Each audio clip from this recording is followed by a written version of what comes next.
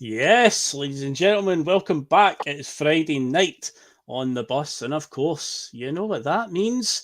It's time for that Friday feeling here, and yeah, it's a very good Friday feeling. I think there's a real buzz again about the place. A fantastic result through the week in Europe, a bonus point. I think it was safe to say. So we'll be talking about that, and obviously Celtic are playing again. The games are coming thick and fast right now. We've got a massive schedule between now and the next, say it quietly, international break. But yes, we've got Motherwell on Sunday at Fir Park, a game which had some serious ups and downs last season. Every single game we played against Motherwell, there was a late goal, whether it was for Motherwell or Celtic. So less of that, please, this weekend, Celtic. That's all I'll say about it right now. But we'll be talking about that. And yeah, we'll just, me and Liam will just be doing what we do best on a Friday. As you can see, it's just the two of us. So, Wise Man, Canada's favourite Tim, the Beard of Knowledge, Uncle Bulgaria, numerous other nicknames that I've got for him. How are you doing tonight, Liam? Yeah, the Uncle Bulgaria is a new one, but there is similarities. I can't deny it. Yep. Can't of that one. Did I could join my game during the week, Phil? So let's talk about it. I mean, it was one of them. I like a game then, a game where we could just park the couch in front of the goal and they'll get an absolute scudding. So in that point, it was good. I mean, it was an interesting game to watch. Went in with absolutely no expectations, and then in about the 60th, 70th minute, I'm like, all right, we're getting out of this without getting, like, we've done okay. And then you started looking like, okay, we're going to get out of this, we can get a point here, we could maybe even win it. I mean, there was a couple of balls, I think Kyogo had one, Valley had one. I mean, yeah, it was a really impressive performance. And I mean, the only other game that I've really watched in the Champions League, I watched when Arsenal played at Atalanta on their ground as well. And it was also a nothing each draw as well. And that's when Arsenal was high flying at the time. Yeah. So, yeah, I thought we had really good, very nice midweek performance leading up to a nice Friday feeling. Indeed. So we'll be delving into that and getting our say properly on it because, yeah, through the week we had the PMP. There was no TNF last night, I believe. I mean, I could be wrong on this one. Maybe I've not been paying attention to group chat. I think Mark's on holiday just now. Something in my head's telling me I think Mark's not in the country right now. But again, I could be wrong. Maybe it was something that I imagined. But anyway, there's no TNF last night, but we're here for you tonight, folks. And while you are all here watching is what you can do. You can do all that good stuff. It can help out the bus massively. Can spread the word of the Boise Bus far and wide on YouTube. So, of course, hit that like button. Helps us out massively. Algorithm CSC, as I always say. Hit the subscribe button if you haven't done so yet. Keep the bus in your life that wee bit longer. Remember, hit the bell notification and you'll be reminded when we're on the road. Get involved in our comments section tonight, as many are already doing. Like, let's see, we've got Brown Warrior, we've got Ian Matheson, we've got Graham Tyrrell, Jim Dolan, we have got Jim C. Who else have we got scrolling back up? We have got Anthony Menzies as well, another member. So become a member of the Boise Bus as well. I don't promote that enough, but yeah, for just $1.99 a month, you can keep the wheels on the bus going round and round. All of our content always remains free. We'll never be a Patreon or behind a paywall or anything like that. So yeah, and you join the bus and support us in that way. And you can also share the link to the Boise Bus far and wide on whatever social media platform tickles your fancy and use the code BUS1888 over at piesports.com and you will get 12.5% off your tasty pastry treats. And well, that's said and done. All that's done. I think that's all the good stuff out of the way. And that's all the house cleaning done. Yeah, let's get that Friday feeling started. So yeah, Liam, as you touched at the top of the show, obviously we had a massive game through the week and it set us up really nicely. I think it's interesting that you said about expectations.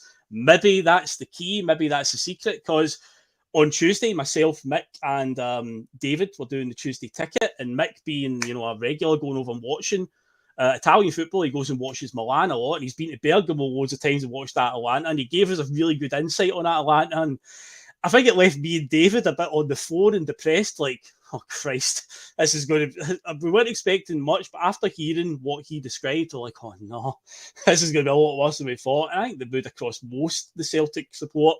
And it wasn't just being negative, but the proof is in the pudding, sadly. The results that we've had away from home in Europe, particularly under Brendan Rodgers, they haven't been good, and it doesn't fill you with confidence. But, say, maybe with the expectation being so low, anything is a bonus. And what a bonus it was, because at the start of the campaign, when the draw came out, I think many of us were pretty hopeful, Liam. We looked at the fixtures, who we've got, having to play teams like Slovan Bratislava, Young Boys of Bern, Dynamo Zagreb. Yeah, we had Dortmund, Leipzig and Atalanta in there, Aston Villa. So you'd say 4 teams that are decent, but then the 4 other teams sort of balanced it out, and also the majority of the home games are against the weaker teams. So in our heads, we're already formulating a plan. Fans are starting to come up with a theory, a path to get through to the knockout stages. Naturally, many of us would have said, well, you know, if you can make the home games count and maybe get a point on the road at, say, Dynamo Zagreb was probably the fixture we all targeted. But here we are on 4 points now after 3 games. My fear was we're going to still be on 3 points after 4 games, but no, we've managed to find that point on the road, and it sets us up very nicely with 2 home games to come. Granted, the next one is Red Bull Leipzig at home, and they are going to be difficult by all accounts. They are better than Borussia Dortmund, which is a scary thought. But yeah, it's a bonus point, and it does set us up really, really nicely, doesn't it, Liam? I think it does. I mean, we weren't expecting it, and I think it's great. But I think it's more important that we needed to show back up in Europe again, that we weren't going to get scalped and all that. And I think we owned this for the fans and the fans that travel. And, you know, the amount of time that the head goes down, especially after that last result, that, oh no, I'm back to normal, same as it ever was, as David Byrne would say.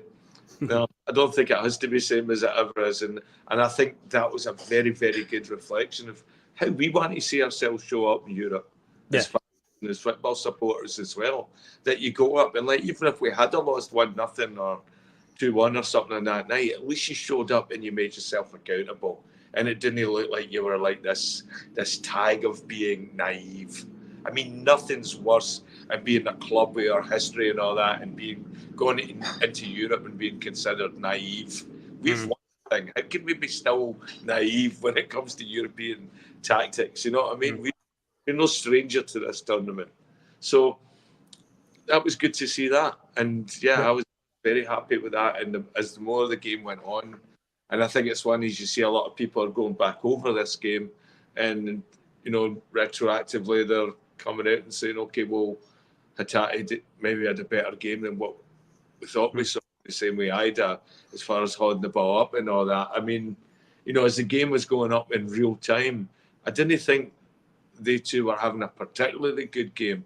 And then when I watched some of the replays and the highlights, the amount of times Hatate was nipping the ball on the corner of their 18-yard box, the amount of time and the amount of time where Ida was winning that ball, or at least challenging in the air, and it was going, you know, it wasn't preconceived of where that ball was going right back to them. They were battling for it and all that. So it's one of the good games to watch a game and you see how we are. And yeah, I hope we have more and more European nights like that. And again, point's a point, and yeah, we'll take it. Yeah. Oh, definitely, 100%. And the thing is, I don't want to say it was surprising, but did Brendan just fool us all with the run up to the game, because he was very resolute and I'm not going to change my ways. I'm not going to do it. All of us said we'd like to think that we've learned something from Dortmund and the numerous other bad results we've had in recent years in Europe, that you would have thought that, you know, now is the time to show something. But you see the team sheet comes out, it was a 4-3-3. A lot of people didn't think maybe Hatate would be a good one to start because, again, giving the ball away, but he started. Brendan stuck to that one. Didn't bring in Bernardo, which many of us thought. So it's that 4-3-3, same setup essentially that we played in Dortmund.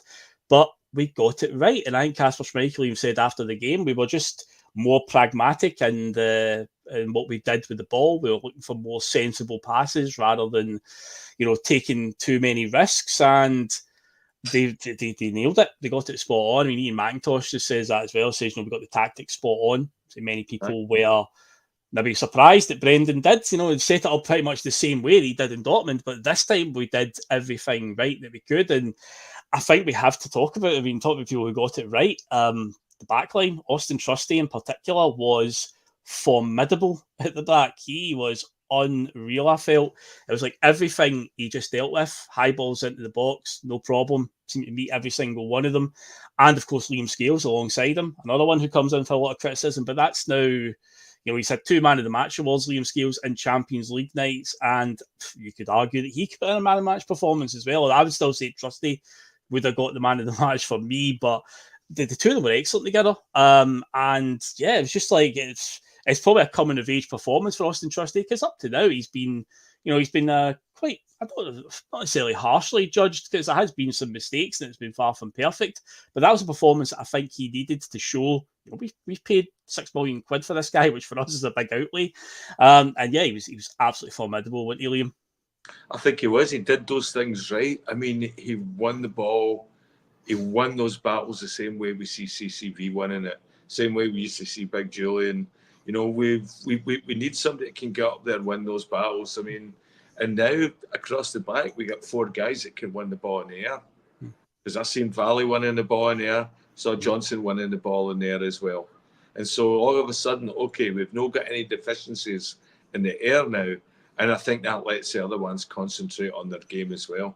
Do you think it's any surprise that maybe Scales is playing a wee bit better right now because he doesn't have to overcompensate, on what's that could be part of it as well. I mean, we can't ignore that.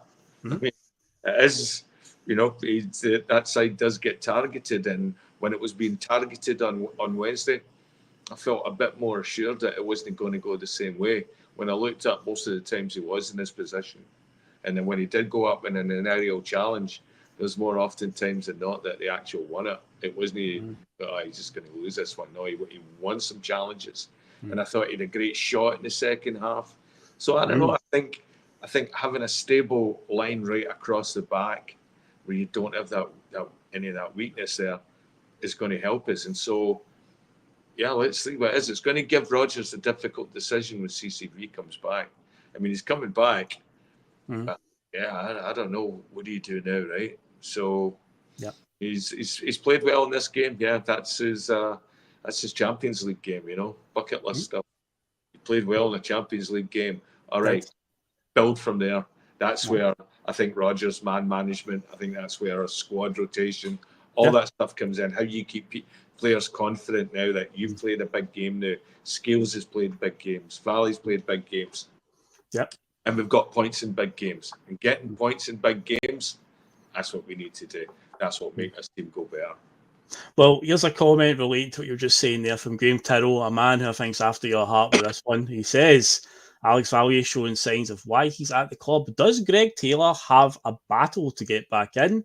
Does him not signing the contract on the table also influence the manager? As far as we know, we don't know if a contract has been offered. I'm not sure about that, but obviously we know he hasn't. There is no extension being signed, whether it's been offered or not, or whether he's told the club he's not interested in it. We don't know. I did see Russell popping into the chat on the Tuesday ticket, saying there's a good old WhatsApp CSC. We love a good WhatsApp rumour. Apparently there's one doing the rounds, Liam. That Greg Taylor's not a happy bunny, mate. He's not happy with the manager. Apparently the manager threw him under the bus by subbing him off at half-time against Dortmund. I don't know how much I believe of that, because everybody was ranked rotten against Dortmund. Was he just Greg Taylor? I don't know. Maybe Greg Taylor feels he was made a scapegoat by being the one getting subbed at half-time. Who knows? But obviously he's injured anyway, so maybe that played a part. That's why I'm kind of thinking, I don't know if there's much truth in that. He probably went off because he probably had a knock, hence the fact he's not played since then. But regarding Greg Taylor, yeah, he has got a battle on his hands, and that's good. That's a good thing, because that's what we've been calling out for so long. You need competition in every single position to keep people sharp, keep them playing at their best. You need to make sure you've got every single position covered off. And we went a good while there earlier this year with no backup left back. But now we've got somebody that I think is coming onto a game. I know he get massive criticism for the Falkirk debut, Alex Valier, but I think he's shown he's getting better. Remember, he is still very young. And even though, yeah, he's on loan from Barcelona, I believe he hasn't actually played for Barcelona first team, but he did play for Getafe last season, which is a very good standard. So I think he's proven to be a decent player. And yeah, Greg Taylor does have a fight on his hands, Graham Tyrrell. But Liam, it's Friday's tradition. It's time to hand over to you to give us your Greg Taylor input for the week. Sound the klaxon, Graham. Sound the klaxon. I don't think he should be input. I think he should be kept output. I think he should be on the peripheral. Exactly where he belongs right now. Just where he is when the ball's anyway in the other 18-yard box. He's on the peripheral trying to get away for as far as he can from it. I don't know. Is there a rumour that, maybe he's in a fight with Rodgers? I mean, he does come across as a wee bit mouthy. Anytime anybody's interviewed, like, who's the one that's the biggest mouth of the team? Everybody says Greg Taylor. You can see him shouting on the park. I mean, it was interesting when Forrest came on the other night. He was doing that. It was like, keep the talking going, keep the talking. And I think what you're getting there with Trusty and Johnson and all that, and maybe Schmeichel and all that as well, is you're getting the talking is starting to start back there, but it's trustworthy. It's like, it's like, okay, they're doing it because, Greg Taylor talks anything like he plays, I wouldn't be listening to him either, So, I mean, I think if it's a different voice now, it's coming back, it's pulling the team together. I mean, yeah. So, but yeah, I can see that happening. You never know, right? I mean, he's going to end up in Vancouver. Just know it. Aye, yeah, we keep on they keep putting that out there in the universe, Liam. It's going to happen, so you better watch. But I'm still under the impression I don't think Greg Taylor's going to stay beyond this season. I don't think he's any falling out. I just think genuinely the boy will be looking at it for his career, going, I've won everything to win at Celtic. Maybe he just fancies a new challenge. There's nothing wrong with that. We've seen plenty of players come and go. If Alex Valier continues on the trajectory he is, and if there's talk that it's going to cost $2.5 to $3 million to buy him permanently at the end of the season, then by all means, why not? Why not go for that? But we probably need another left back then if Greg Taylor goes. We find ourselves back in a position where we've got one left back and we can't have that. Let's bring up this comment from AGSC Tech. Oh, so many letters, so many syllables. I have to think about that one before I say it. We need to be better on the ball against Leipzig to win. We won't beat them by spaffing away good positions on the pitch. And that is a great point. So it's something I wanted to bring up tonight. The point was obviously fantastic against Atalanta. There's no doubt about it. But there's wee bits of me after watching the game and how it played out thinking if we were just a wee bit smarter in possession and just a wee bit more clinical with our passing in the final third, Liam, there was chances there for us to grab a goal because they were so open. To be fair, Mick was on Tuesday and he talked about the way they're going to play, and he was right in terms of that. It's the manager that's been there, Gasparini, I believe it is. He's been there for 8 or 9 years, which is a long time in Italian football. Hell, it's a long time just in modern day football to be at a club that long. So he's definitely got his imprint over how that team play. They go man for man. They're very aggressive. And they played most of the football pretty much from the halfway line onwards. Most of the game was us parked in our own half and just couldn't get out. And when we did get out, when we did have an out ball or a moment, we just seemed to pick the wrong pass. And there was one in particular I can remember where, I want to say Hitati on the edge of the area just sort of knocked a long ball just about to the centre circle, and Maeda was chasing it, and there was literally one Atalanta defender back, just one. And it's like, man, see if we just pick the right moments here and just get the right pass, it could have been that wee bit better. But in the end, say we can't grumble. Point's a fantastic result. We would have bit anybody's hand off for a point before the game. But as a true point when Leipzig come to town, especially because it's a home game for us, this is where we have to make it count. We've already beat Bratislava at home, and granted, you can read into the level of Bratislava, whatever. For us, given how bad we've been in Europe in recent years, then we're more than we'll take that. But yeah, Leipzig are going to be tough when it comes around. Say they're better than Dortmund, going by most Bundesliga experts. We have beat Leipzig in recent years at Celtic Park, and vice versa. They have come to Celtic Park and beat us under Ange. But they will be a test. But obviously that game will take care of itself when it rolls around. But it goes without saying, we have to be smart. And I think, it wouldn't do any harm to have a similar approach to what we did on Wednesday, even at home against Leipzig, where we're just that wee bit more pragmatic. I know we're going to be at home and there's going to be 60,000 Celtic fans there roaring the team on, but all we need is one goal. We don't need to go for the jugular from the first minute in that game, Liam. Maybe it's a chance of do sort of see it out early on. Sort of calm it down. Don't go gung-ho, because this team will have the capability to punish us if we make any mistakes. But yeah, I know it's a few weeks away, but are you already thinking ahead to that one, Liam? Is that one already on your mind? Oh, aye. And then, I think the thing we always need as well is a wee bit of luck. European night, we need a bit of luck. When he pulled that referee we had the other night, that was the one that sent off home in Lagerbelke when we played last year in the Champions League. Yeah. And, when he pulled out the Cardelli for Johnson, I was thinking, oh, Christ, here we go again. It's that one early on, he's going to get sent off for sure. And, it's Johnson as well. He's a bit of the firewater sometimes, I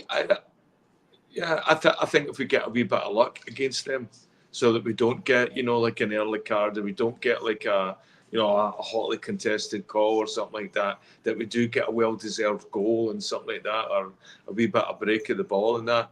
Yeah, I think then we definitely could. I think we're due luck against a big team like that to get something that's controversial for us. God knows we've had plenty of them against us, so a wee bit of turn of the fortune. I think I've nothing to fear here.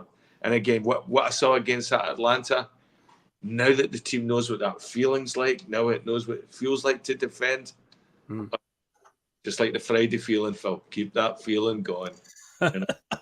Well, some interesting points coming in about the dynamic of the Leipzig game because of the way this new Champions League format's shaping up. As Phil de Gloff said, Leipzig need to win because apparently they've lost all 3 games so far, and Liverpool slapped them around the other night. If it's 0-0 with 20 minutes to play, to go play smart and hit them on the break. And Ian McIntosh saying Leipzig's an interesting clash, them needing a win, that may suit us. And it might very well, because they'll definitely be looking at us as the results we've had in recent years, especially at home, and thinking, well, that's going to be our first 3 points there. So they might be quite open. And again, it's just up to us to be smart on the ball and make sure that we find the right person, particularly in the up front area, because Adam Idah got the start on Wednesday night. I thought he played well in terms of some of his knock-ons. There was points where you again could see that he's just lacking a wee bit of sharpness. I know he came in late in the window, and even early on when he was coming off the bench, we were all saying, God, he looks like he can't even trap a bag of cement right now.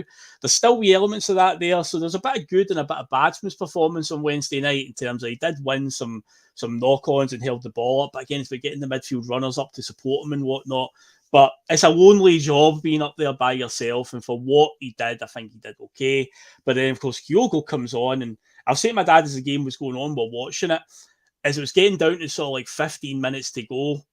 And whenever we're in that position, I always think Celtic will get one more chance. There'll surely be one more. We won't go the next 15 minutes without getting one more sniff of goal. There has to be one. But it only came just a few minutes later, where Kyogo had that one with the sort of volley, chipped ball over, and it's just dropping nicely to him, and he just tries to sort of cushion volley over the keeper, but judges it wrong and it goes over. But of course, in hindsight, again, he probably had time to control it and maybe get a shot on target there. But in the end, that was actually the one chance I was thinking was coming. I thought it would maybe be quite late on with a couple of minutes to go, but no, that was the only real sort of chance we had in that second half there when Kyogo came on. But in terms of the good thing about Kyogo and Idah and the dynamic that they bring, though, is they are differently suited for the scenarios. So games where we need somebody to hold the play up there, then Idah's obviously a guy that can do that. And then when you've got games like, what we saw when Kyogo came on, you've got a team who are pushing forward. As the game's going on, Atalanta are getting more and more desperate, and they're really pushing forward. So you've got a guy like Kyogo who can get in behind and give them trouble. I say that wee volley that he had near the end, that was a great example of that. To say a little bit more composure to just control it could have been even better. But overall, what did you make of Idah's performance then? And is it just a case of he's just lacking fitness, or are you starting to get a wee bit concerned? Because I know there are some fans out there, not me personally, but I've seen many fans on Twitter, because Celtic fans are prone to quite a reaction when a result doesn't quite go away. And obviously we had the Aberdeen game last week, and to say there was some hysteria online with some of the takes and reactions I saw, then that's an understatement. But I've seen a few people starting to go all in on Idah about I think we've wasted our money here and whatnot. How are you feeling about Idah right now and after that performance on Wednesday, Liam? Well, I don't know. I think we're going to see that anytime we shift our expectations. We bought a penalty box striker, right? So inside that 18-yard line, it's going to sniff at goals, finish them, be reactionary, jump on the ball, pick a corner now and again, but like a striker. I looked up and I'm thinking, all right, he looks a lazy bastard. But then you look and you go, well, look what they're asking him to do. I mean, you'd have to run to there to there. I mean, Kyogo makes it look easy because he's the Energizer Bunny. Same with Dyson and same with Kuhn. We've got 3 guys up front that are absolutely rapid and just seem to never slow down or never get tired. He looked like he was tired. He looked like he put in a shift at the end of that. So I think it's either if we can get his engine up to gear where he can actually start playing that game and look like he's actually enjoying it and it's something that he wants to do. Right now, he looks like he'd rather be the guy just latching onto that ball in the 18-yard line and burying them. Give me scrambles. Yeah. Give me battles. Give me stuff I can run onto and clutch onto and stuff like that. This running, doing tracking guys doing all that. Doesn't look like there's much joy there in Mr. Ida's game. So I know. I think we just have to find that. Okay, so how do we keep him, fulfilled when we're playing these sort of games as well, where he gets the joy of doing those runs and all that, and not necessarily the finishing. And we need him more for that, but the role changes when you're in Europe a wee bit, It does. Also, Patrick McLaughlin in the chat, he's up to some mischief here. Ask Liam if it's a coincidence we kept a clean sheet with Taylor out of the team. I think you said that earlier on. You said something about Scales had a good game because he wasn't having to overcompensate for somebody not being there, basically. Kind of helped him a wee bit. But yes, we did briefly touch on that. He did have a good Greg Taylor moment earlier on, Patrick. So he did have his weekly say on Greg Taylor, as we do here on the Friday Feeling. And also speaking of some price tags and reactions, Arnie Engels, a lot of people again just losing their mind. And Brendan spoke about it today, just saying that it's naturally it's going to come with the price tag on him, but I think he's a good player. I just think it's the expectation, I guess, is just for the price tag that's against them. It's going to happen. People are expecting miracles every single time. But again, I don't think he's been bad. I mean, the people were saying last week against Aberdeen that he wasn't that good, but I'm pretty sure he played an absolutely brilliant pass that set up our first goal, that one that Kyogo latched onto, because where I sit in the stadium, looking down from that angle down the park, when Engels first plays that, I was like, if Kyogo will do well to catch that, but it turns out the weight on the ball was actually perfect, and the trajectory of it, the way it bent round the defender, was perfect. Kyogo got in the end of it, squared it, and Hatate scored. So for me, I think the Engels, I think people were jumped. I mean, I think I quoted it on Tuesday night when I was talking to Mick and David. I saw a tweet on last Saturday night after we drew with Aberdeen, somebody saying we've paid 10 million more than we should have for Arnie Engels. And I was just like, oh, for God's sake, stop it. Honestly, I was like, come on, calm down. I think he'd be absolutely fine. End of the day, this is his first venture in playing at that level in the Champions League as well. Remember, he's playing for Augsburg, who certainly are not a Champions League team in the Bundesliga, probably not even a Europa League team at the best of times. So this is all a new venture to him as well. But it seems like a lot of fans are just expecting that he should be the man that should be leading us to victory in these games. And it's like, yeah, but these teams, 11 million for some of these teams is chump change essentially. For us, it's an absolute, it's a fortune. But yeah, for some fans are like fully expecting that he should be leading us to glory on nights like the other night, and I'm like, guys, come the end of the season, I think we'll be very, very happy with Arnie Engels' input this season, Liam. I mean, got to complain about something, right? I thought as well. I said that to somebody and just during the game as well. So, you think we can get our money back? I think it's human nature just to sort of like, when anytime you see somebody off like that, you expect him to be perfect every game, and especially for a club like ours where we don't like spending money. When you do want to spend that money, you want immediate impact. You want to see the big value right there in front of you to say that, listen, as fans, we were right. That's what happens when you spend 13 million. And so, yeah, so there's people ready to jump on the negative side of that as well. Listen, I think of Tim Good. He looks physically a dominant player. You've seen flashes of him already. Yeah, but you know what? Competition's good as well. And just because you're 13 million, there's a Scottish boy now trying to get in that team as well. Luke McCowan. Yeah. So, let's see what happens. One's got a wee bit more experience than the other. One's got a bigger price tag. All right, let's compete. See what happens. Nobody's guaranteed anything. And then I think we'll start seeing. I mean, I want gone these days where we just have one player for one role. We need competition, because when you don't have competition, you get stuff like Greg Taylor at left back, and it becomes an ongoing thing, So, let's see what happens. Let's see if Luke McCowan can push, because I think we're going to get into the game anyway, Phil. Yes, we are indeed. We Wednesday now in the books, to see a nice point on the board. We need to avoid that thing that we often talk about. It seems to be a thing that affects a lot of teams up and down the UK, whether it's in the English Premier League or the Scottish Premier League, when they come back from a European game, particularly a good result, the dreaded European hangover. Because yes, we are off to Motherwell on Sunday, as I said at the top of the show, a fixture that last season, remarkably, and I think the 3 meetings we had with them, because they didn't make the top 6. No, they didn't. Every single game had a late bit of drama. The first one of the season in particular was an absolute humdinger, where I get took to the 83rd, 84th minute before we got the opener. Lewis Palmer, you're thinking, well, that's all she wrote. And then Blair Spittle, I believe, equalised in about the 96th minute.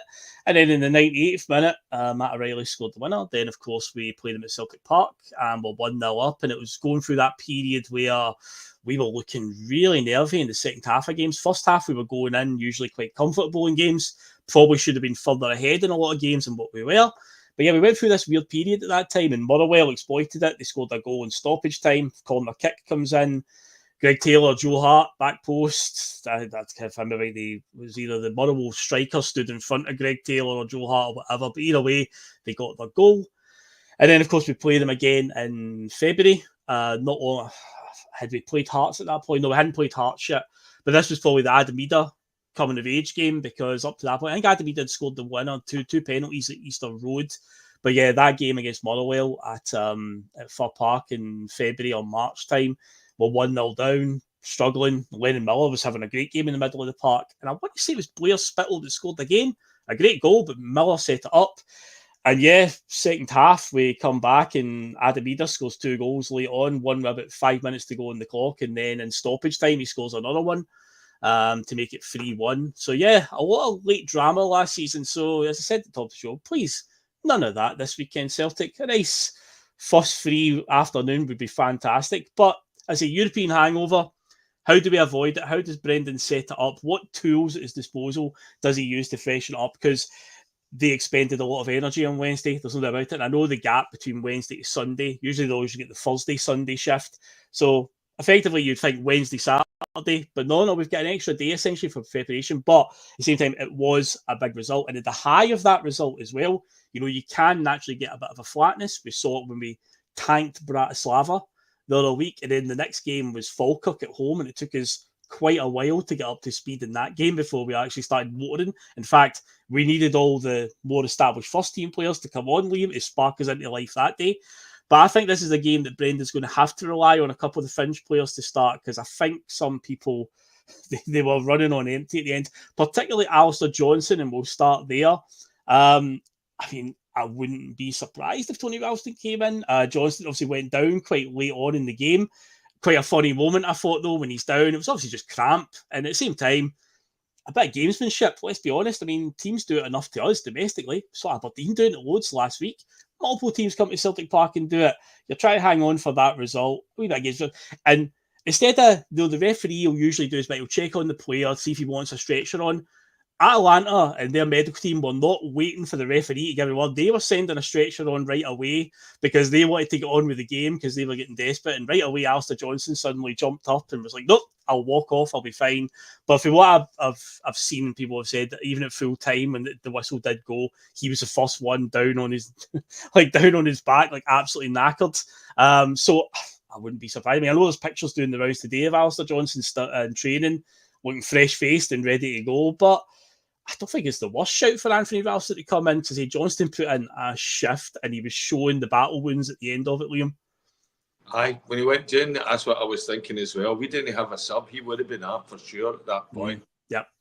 Tony Ralston just coming off of playing 2 games for Scotland, and he's been getting a regular game for Scotland. And, other than the ones, that horrible pass back against Hungary, I think it was, Switzerland, where Shaqiri scored, he hasn't looked too bad. So I think that's a swap for swap. I don't think we need Alistair Johnson, or if he offers anything more that Tony Ralston can't offer, it's going to be Motherwell. So I think he has to be smart about that. I think, Rodgers, I think as far as motivating the team, Phil, I think this is where he goes back to that first season with Celtic, and he goes back and he looks at these speeches, and it's like, okay, you know, James Forrest, tell these boys about what it feels like to be an invincible. What did that feel like? Here's what it felt like to these guys. We went in and we said at the beginning of the season, one of our goals is we were going to be invincible. There's only so many teams that's done it. And, you know, that's a way to motivate players. And that's how you get them coming in after these big games as well, that there's other things to play for as well. We know that we've got a considerable lead as well. So there's that pride as well. They know what it's like to be ahead of them. And we have to keep ahead of Aberdeen now as well. So, I think there's plenty of a way to motivate this group, and that's the one thing where I think Rodgers does get it right. He's very, very good at that sort of motivation, and the fact that he's got so many trebles and so, you know, the invincible season, all that is testament that I think he knows how to motivate the team to keep ongoing success, keep the momentum going. Yeah, definitely. It's well, it's on the subject of AJ though. Ian McIntosh kind of says AJ didn't get much of a break with international duty. A wee break would benefit him over a long season. And also another comment that came in about it was, I saw one a minute ago. I should have started it, to be honest. But yeah, basically about the hamstring. He had a hamstring scare as well on a previous international break. So it's again, Brendan, just there it is. There's Patrick McLaughlin saying he did have a hamstring scare in his first international break, the DJ, and Brendan Roy says we'll need to be gentle with him at points. So yeah, could very well be the case. I mean, again, I would also be surprised if he does play on Sunday as well. But just reading of how it all, you know, panned out on Wednesday night with Alistair Johnson being down near the end of the game and even at full time was absolutely knackered. So I wouldn't, you know, surprise me if he, you know, gets a rest here, because that's a squad game after all. Speaking of the squad as well, AJ SC Tech also brings up Lennon Miller. This debate always comes up. This name keeps coming up every time a Motherwell game is on the horizon. How do you feel about Lennon Miller? Because again, I think he's a talent. I think he's shown that he's definitely got something big in his career. He looks like he is going to go on and do some good stuff. Do Celtic make the move? Because I still think that there's a bit of development to go there. It wouldn't harm us, I think, to sign him and still stay on loan for another year at Motherwell, just to keep him playing every single week, because I don't think there's any guarantees on it. But the boy does look to be a talent. As I was saying a few minutes ago, I was talking about last season's games. The one in particular, the game at Fir Park, we beat them 3-1. Lennon Miller had a great game that day. His setup for Motherwell's opening goal was excellent. He did like a wee sort of pirouette on the ball. They had like a throw in, did that wee spin and set up. I think it was Blair Spittle that scored that. And actually the finish itself was actually a great goal. But yeah, he looks a talent. So how do you feel about that one? Because I think Celtic should always be looking within the Scottish League. There is talent there. We've seen clubs from England, Italy, numerous other European powerhouse nations snapping up Scottish players. So they are looking at those types of clubs, if those levels of clubs are looking at these leagues. And you've got to imagine that Lennon Miller has got to be on a couple of those team shortlists as well. They'll keep their eye on it. And that's the thing. You don't want a John McGinn scenario. If this boy is going to become a real talent, that we just wait that bit too long and we miss out. So how do you feel about Lennon Miller? I mean, there's a John McGinn scenario, but there's also the David Turnbull scenario as well. You know, remember when David Turnbull was lighting it up at Motherwell, everybody was crying out to sign David Turnbull. Like he was going to walk into the team. He was going to replace, I think, Scott Brown, I think. And, you know, what he was going to add to us, he was going to be that big star. I don't know, is Lennon Miller offering more than what I've seen out of David Turnbull? Right now, I think it's comparative for me. I've not really seen it, but I've not really seen a ton of highlights. And that's one of the things that adds to the excitement of these games coming up, is because now the more I hear of Lennon Miller, the more I want to see how he plays against us. I always want to see how good young Scottish players play against Celtic, because we do need them. We need them for that coefficient, so that we've got so many Scottish-born, Scottish academy-trained players. And so we really, really have to be responsive and adaptive, that when we do have players like that coming through, we're one of the ones that have got the closest eyes on them. The ones that are talking to them have already opened conversations, have a connection at some point. So that at some point, as you said before, you know, with Scott McTominay and Gilmore and all that now at Napoli, That's more eyes on Scottish football. And right now, they seem to be getting a lot of value at signing up Scottish players. Definitely. We know as soon as he goes there, we kind of get is our price range. Just like happened with Hickey, just what happened Lewis Ferguson. Number of players that we liked that went over there that now will be hard to get back. And that must be, you could see him definitely going to Italy or something. I mean, some young boys and that. It's a fantastic opportunity, and they seem to be responding really, really well. Yeah. So, yeah, let's see what he's like on the. I think you have to look at it as an addition. If he wants to play for Celtic, let's see what he's got. We'll smell the glove is saying I bet Italian clubs are looking at him. Very good chance that there is. And Ian McIntosh agrees with you and says, let's see how he performs against us. So last season he had his moments, and he definitely looks like a player on the up. But yeah, there's a bit of a mixture in the chat now. Some people saying that definitely go for him. Maybe the price would be a bit too much and whatnot. And some saying that he's good, but he's not a Celtic class. But yeah, he's definitely a player. But let's talk about a Scottish midfielder that we did sign, because Liam, I think this weekend now is the time to unleash Luke McCown from the start of the game, because I think he's done enough from when he's been coming on. Even when he came on Wednesday night, I think he did a shift for the very brief cameo that he effectively had for being a European debut for him. He didn't look phased at all, and he's got so much energy. So right now, the midfield, there's definitely a jersey in the middle at the moment that's always up for grabs, whether it's Hatate, who's had sort of in and out for him, Bernardo, again, quite in and out for him.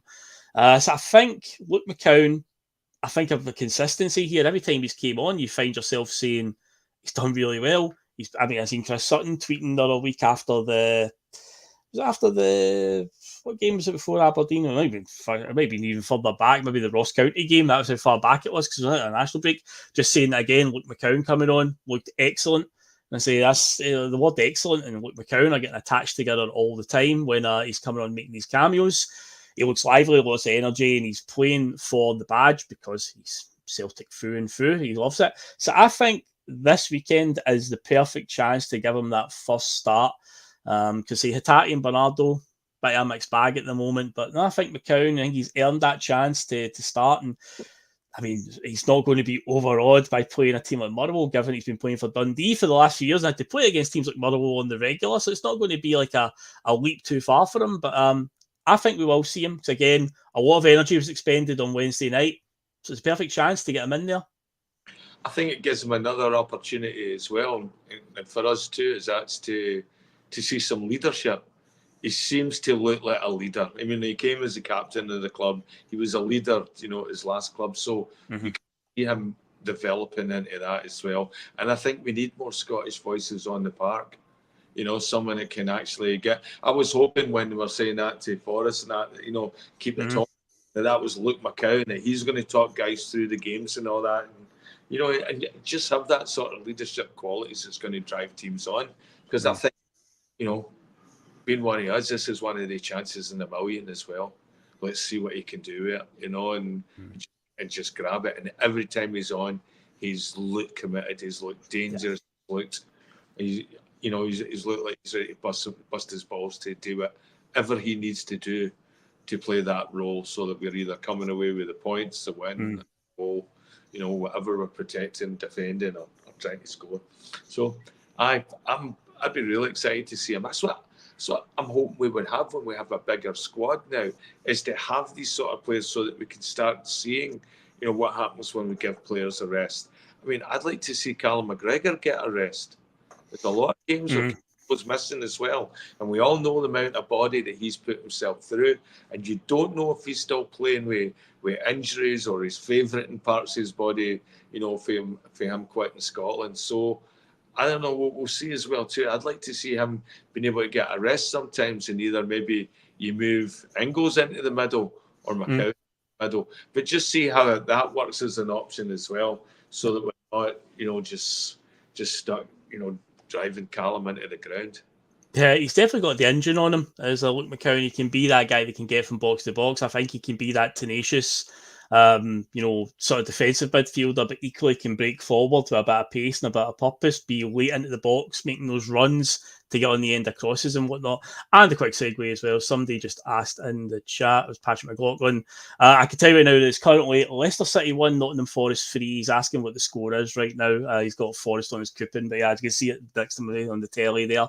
Forest romping to victory. But yeah, in terms of the same midfield, I think I think Luke McCown now is the time. These are the type of games that can come in. She's expended a lot of energy through the week there. So, yeah, there's no harm, I think, in putting them in there. I think he'll do absolutely fine if he does play. In terms of the forward line in the midfield, the wingers and whatnot, God, Tyson Maeda, since he dyed his hair back to dark color, because he went through that blonde phase and silver phase, and he was unstoppable. But he's dyed his hair like brown, and now it seems like he's lost all his powers. What's going on, Liam?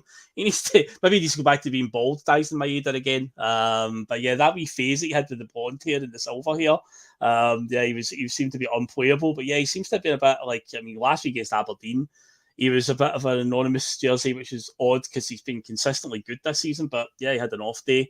But yeah, I think it'll still be Maeda and Kuhn in terms of the wingers. I mean, they are the two probably best options we've got right now. And again, I know there's an argument for the energy that's expended.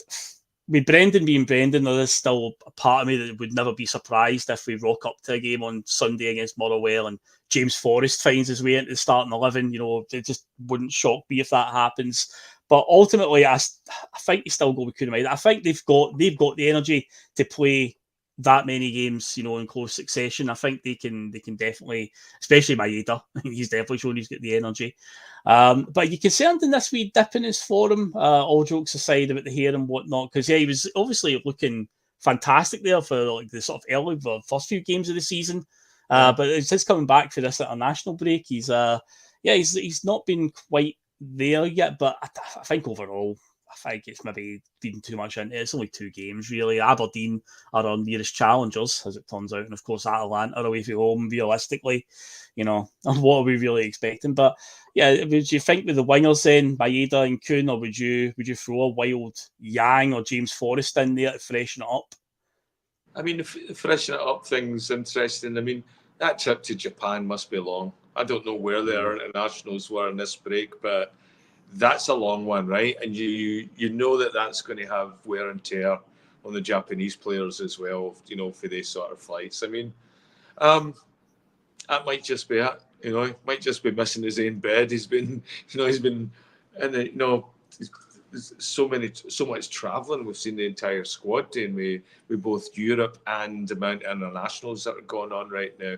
So yeah, if there's a chance to rest him, I think Motherwell, I think we've got a good system going on right now with the balls moving the same way no matter who's playing on the team right now. So as far as our wingers go, so there is a drop off between Maeda and Yang or Palma, but they're only going to get better if we keep playing them. So we've got to get them in and get that confidence.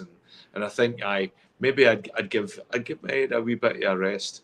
It might just be that sort of thing. Kuhn, I think you just keep playing him. I think he's a player that just keeps playing himself into form, and he gets better and better because you see him, he's trying more and more things now as well. He's bringing in a bit more gallousness to his game as well. He's pushing that ball past the defender now as well, which I really like, and and taking him on like a foot race. He's not just doing the one where he cuts into the inside all the time. He's now bringing that outside ball to his game, which is good. And so, let's see who wants to show up tomorrow. Is it Palma? Is it Yang? I don't know. Maybe you start one of them and then bring back the second half if we need it. Same with Kyogo. I think we start Kyogo as well. And same with Ida. Bring him on. Bring him the last 30 minutes. Yeah. So last season he had an impact off the bench and very, very crucial result in the end of the way the season was going. Joe Hendry backing up this, and he's anti-Samson. The more here he gets, the weaker he becomes. Yes, obviously it's just a joke. I think somebody in the chat said there's nothing to do with his hair. Yes, I know. I'm just jesting. But it is funny how he went through that period when he did grow hair and was dyeing it.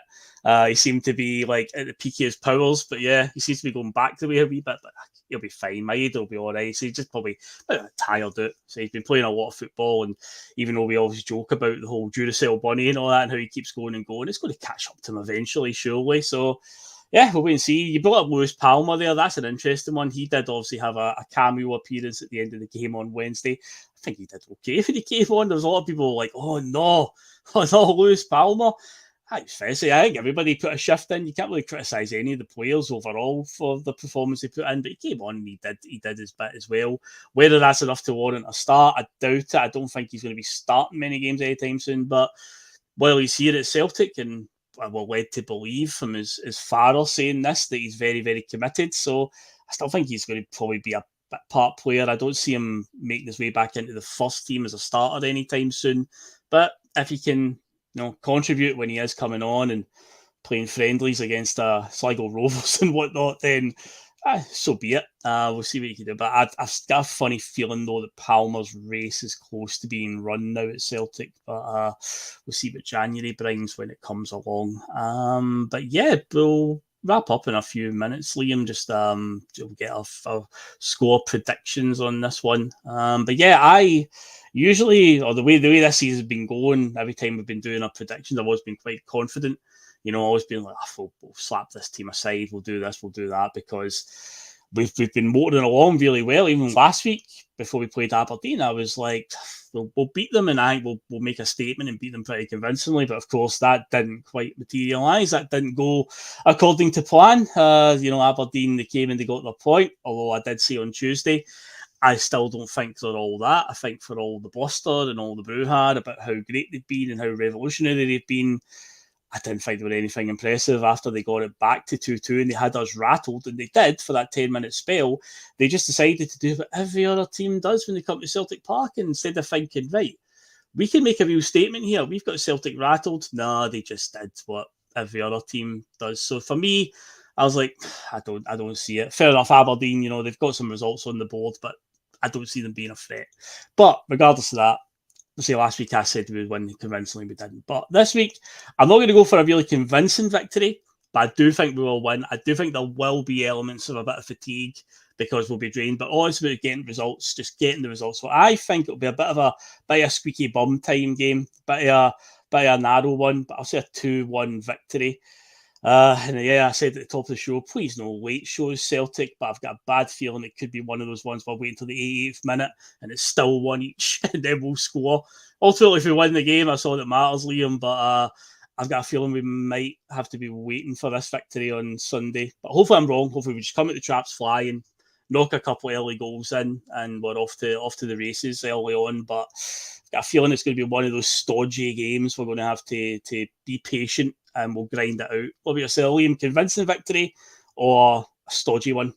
No, I'm thinking convincing victory. I'm watching this Celtic team playing, so anytime I'm seeing, I'm projecting, free flowing football. I want to see us keep attacking. I love seeing the press. I like seeing what I want to see happening with the team. I want to see us starting a ball coming through the middle. I want to see that ball coming for Schmeichel or Scales now that cuts out the wings. It's coming straight out the middle of the park, and I think we can do that with both either Ida or Kyogo as well. I've seen us do it before, and it's almost like a thing they do here in ice hockey, where it's like it's right up the centre and it's just route one. And I think there's an opportunity there, like when we got our players to pick up, put up the head, and look for that ball, because we've certainly seen enough movement of that, and I think now that Kasper Schmeichel's getting a bit confidence, and there's a clean sheet in the European night, which I don't think, Phil, we've had in a long time. Good question. That's a good one, by the way. Yeah. Well, last time we kept a clean sheet in the European night. So a Champions League night, that's going back. That is going well back. I mean, Alistair Jack, you're in the chat. You're quite good with this stuff as well. Like, he's also came in and said 3-1. Trusty Thunder Bastard, one of my favourite words. Nice one, Alistair. But yeah, the last clean sheet we kept on a Champions League night. Oh, that's a... God, that would take me a while to think of. But anyway, sorry, Liam, I've digressed there. What were you saying? Sorry. No, so I think as well. I think as well. I agree. It's going to be 3-1 or 4-0. see 4 goals somehow. But I think, I think we'll do well. But yeah, I think we're seeing a style, Rodgers style of football evolve, and that's fun to watch, and it's interesting. And I don't think we played well against Aberdeen, but I don't think Motherwell's going to give us anywhere near that sort of a game, And it was exciting. It was exciting to play Aberdeen, like a different team, challenging for them as well. A team that was coming in, that was up for it. And I've Aberdeen fans here in Vancouver that were texting me before and after the game as well. Not had that in years, So, 4-1 for us. Nice one. Also, the referee has been announced. The Smell the Glove has said that it's Dickinson that's the referee, but Alan Muir on VL. Alan Muir's had a bit of a checkered record against us so far in games that he's been involved. But he says, so penalty to Motherwell, but 3-1 Celtic and 2 goals chopped off. Wouldn't even surprise me at this stage, to be honest, with VAR. God, you could dare, honestly, bin it. Like, seriously. I can't start. It's honestly just such a blight in the game. But I say I could do a whole podcast talking about VAR, and I've not got the energy. But yeah, that's the referee for it. So let's see some of the predictions come in before we go. 420 somewhere. He's confident. He's saying 6-0 to Celtic. Oh, I'd love some of that. I would absolutely love that. Also, Graham Tyrrell has answered the trivia question for tonight, which came out of nowhere. Anderlecht 3-0 away. One of our very few away victories as well in the Champions League under Brendan Rodgers. But that was in the year 2017. That's how long ago that was. Oh dear. What else have we got in terms of scores? James Kennedy has said 3-1. Pato has said 2-0 Hoops. Also, Pato's not came in with his betting tip for the week. He usually does. Liam Scales anytime, anything like that at all. I've not seen one pop up yet. Smell the Gloves also saying 3-1. I said that was on Alistair Jack. Remember a good old 3-1. Trusty Thunder Bastard. That would certainly be a sight to behold.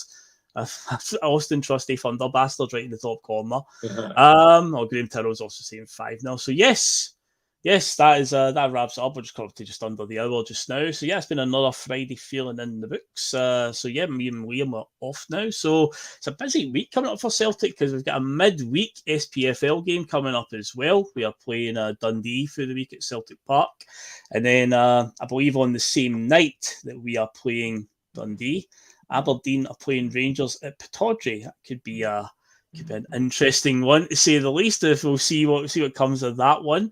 And it's also an interesting dynamic this week, Liam, that we are playing after our title rivals, and it ain't Rangers, it's Aberdeen are playing before us, so they have a chance to obviously put a wee bit of arm's length between us and them. So Aberdeen are getting the victory, so I'd imagine that they'll probably win at the weekend. But I'd say as long as we go and do our bit on the Sunday, then that's all that matters. This ain't our first rodeo with a team that gets to play before us, and then we just go out the next day and just pull it back again. So yeah, I'm not too concerned about that. But yeah, on Wednesday night though, Aberdeen are playing Rangers at Pittodrie, so that could be certainly an interesting one. We play Dundee, and then we actually play Aberdeen next weekend. We're playing them on the Saturday at Hampden in the League Cup semi-final. So yeah, that could be a tasty one after what happened last week. So a lot coming up this week for Celtic and for the Bus. So of course you hit that subscribe button if you haven't done so yet, and you will be notified when the Bus is on the road. PMP will be along as well on Sunday with Terry and Russell. Unlike Russell, I will now remember to end the show. If you know, you know. If you watched live the other night, you know exactly what I'm talking about, don't you? Yes, indeed. I'll remember to press the end show button. Yeah, that was interesting. So yes, we're heading off now, folks. Enjoy the rest of your night. Enjoy your weekend, and enjoy watching the Celtic on Sunday. Come back and watch PMP, and we shall see you then. All the best, folks. Catch you later.